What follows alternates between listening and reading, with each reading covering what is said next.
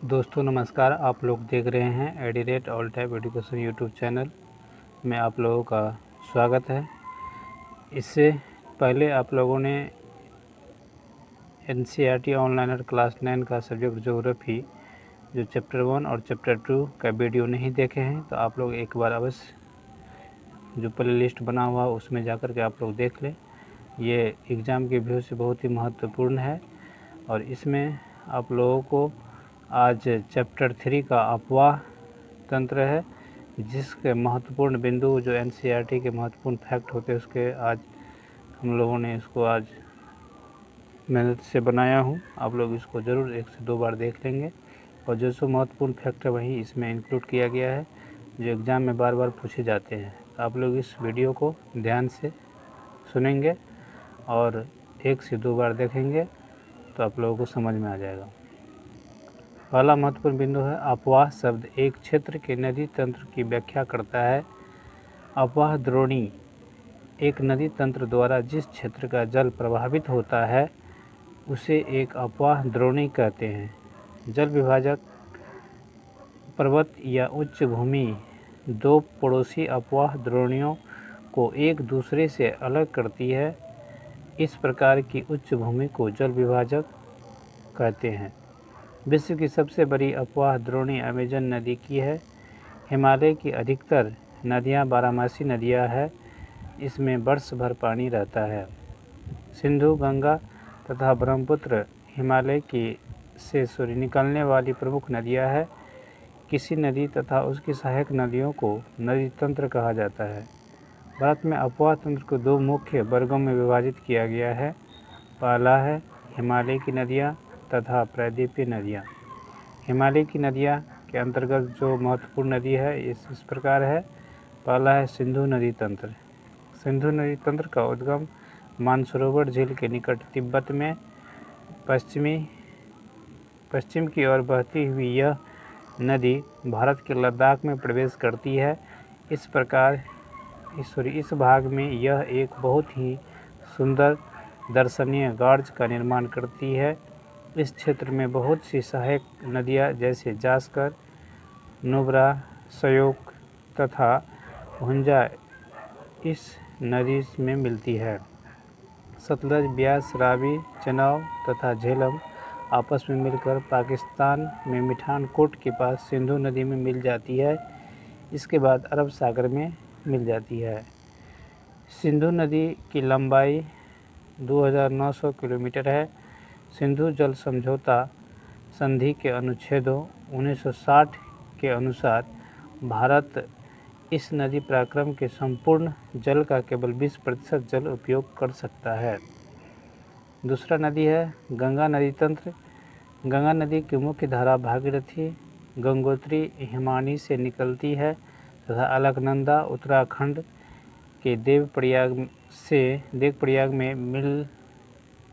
में इससे मिलती है और हरिद्वार के पास गंगा पर्वतीय भाग को छोड़कर मैदानी भागों में प्रवेश करती है। हिमालय से निकलने वाली बहुत सी नदियाँ आकर गंगा में मिलती है। इनमें से कुछ प्रमुख नदियाँ हैं यमुना, घाघरा, गंडक तथा कोसी। यमुना नदी हिमालय के यमुनोत्री हिमानी से निकलती है। घाघरा, गंडक तथा कोसी नेपाल हिमालय से निकलती है। प्रायद्वीपीय उच्चभूमि से आने वाली मुख्य सहायक नदियाँ चंबल, बेतवा तथा सोन है। ये अर्ध शुष्क क्षेत्रों से निकलती है।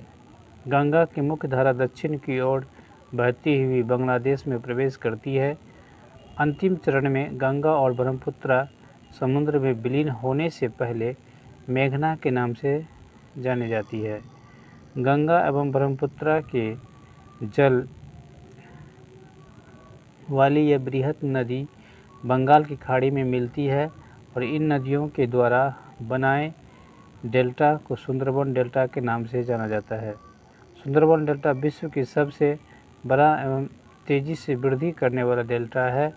यहाँ रॉयल बंगाल टाइगर भी पाए जाते हैं।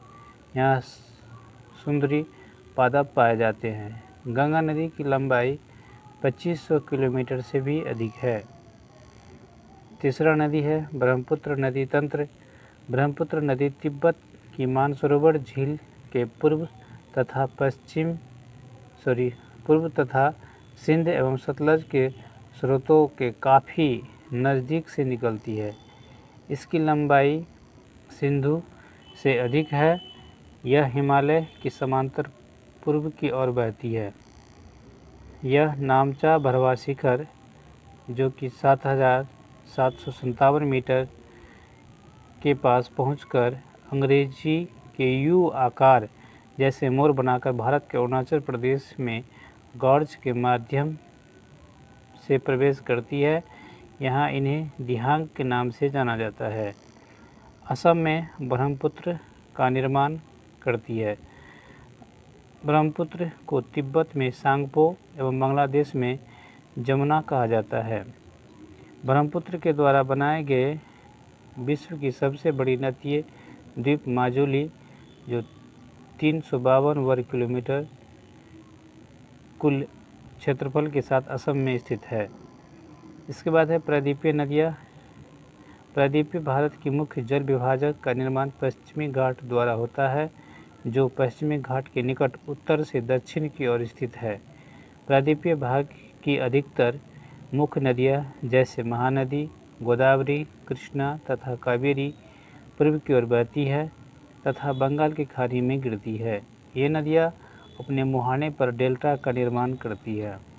कुछ प्रमुख नदी है प्रायद्वीपीय नदियाँ में, जैसे हो गया पहला नर्मदा द्रोणी। नर्मदा का उद्गम मध्य प्रदेश के अमरकंटक पहाड़ी के निकट है।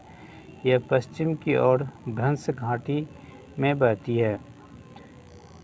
नर्मदा नदी द्वारा धुआंधार जलप्रपात का निर्माण करती है। नर्मदा नदी संरक्षण के लिए मध्य प्रदेश सरकार द्वारा नामित देवी नर्मदे नाम की एक योजना प्रारंभ की गई है। दूसरी नदी है ताप्ती द्रोणी। ताप्ती का उद्गम मध्य प्रदेश के बैतूल जिले में सतपुड़ा की श्रृंखलाओं में है।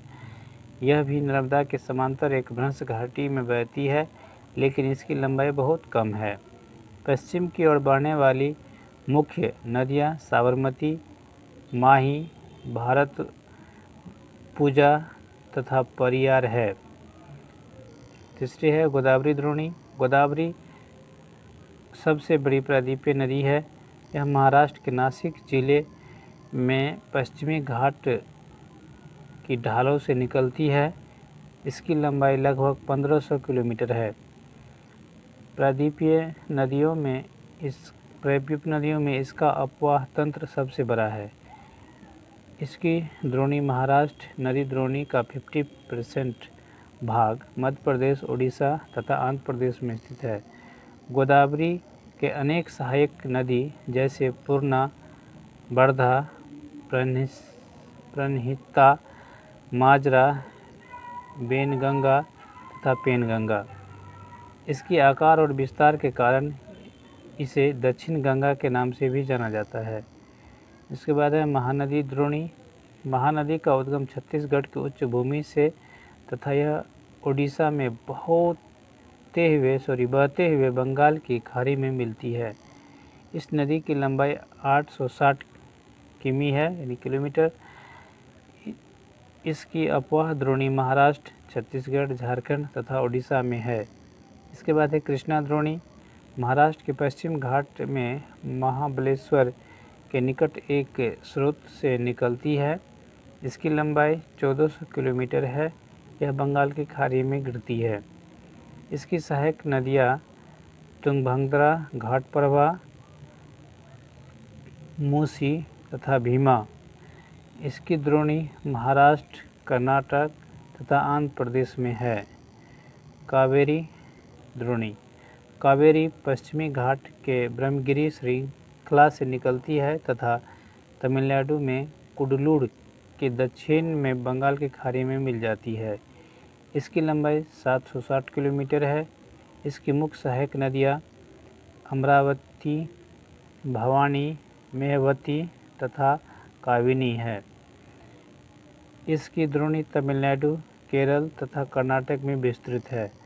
भारत में इसका सबसे बड़ा जलप्रपात कावेरी नदी बनाती है। इसे शिव समुद्र के नाम से जाना जाता है। भारत का सबसे बड़ा एवं ऊंचा जलप्रपात कुचिकल जलप्रपात कर्नाटक में स्थित है। यह लगभग 455 मीटर ऊंचा है।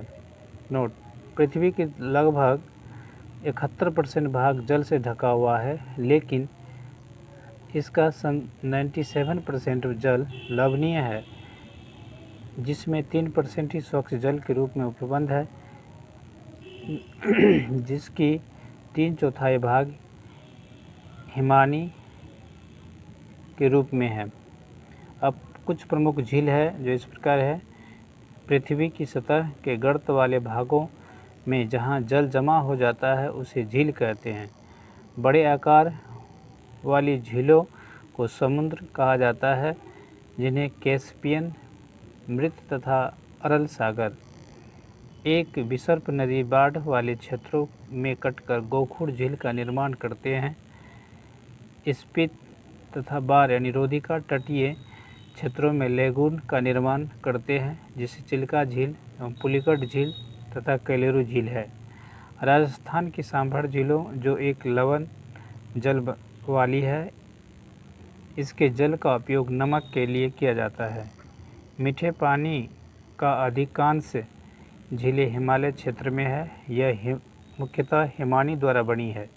बुलर झील भारत की सबसे बड़ी मीठे पानी वाली प्राकृतिक झील है। डच झील, भीमताल, नैनीताल, लोकतक तथा बड़ा पानी आदि मीठे पानी की झील है। देश में नदी सफाई कार्यक्रम की शुरुआत 1985 में गंगा एक्शन प्लान (GAP) के साथ आरंभ हुआ। वर्ष 1995 में राष्ट्रीय नदी संरक्षण योजना के तहत अन्य नदियों को जोड़ने के लिए गंगा कार्य योजना का विस्तार किया गया। NRCP का मुख्य उद्देश्य नदियों को जल प्रदूषण को कम करके जल की गुणवत्ता में सुधार करना है। तो दोस्तों, चैप्टर 3 का जितने भी महत्वपूर्ण बिंदु थे, इसको मैंने बहुत ही अच्छे तरीके से ऑनलाइन जो फैक्ट था उसको मैंने कर दिया हूँ। आप लोग इस वीडियो को ज़रूर देखें और अपनी राय विचार ज़रूर कमेंट बॉक्स में डालें और प्रतिक्रिया देंगे। और ये मेरा चैनल है जिसको आप लोग निश्चित रूप से सब्सक्राइब करेंगे। इसके बाद नेक्स्ट वीडियो जो भी डालेंगे तो आप लोगों को नोटिफिकेशन मिल जाएंगे। वीडियो को देखने के लिए बहुत बहुत धन्यवाद। Thank you.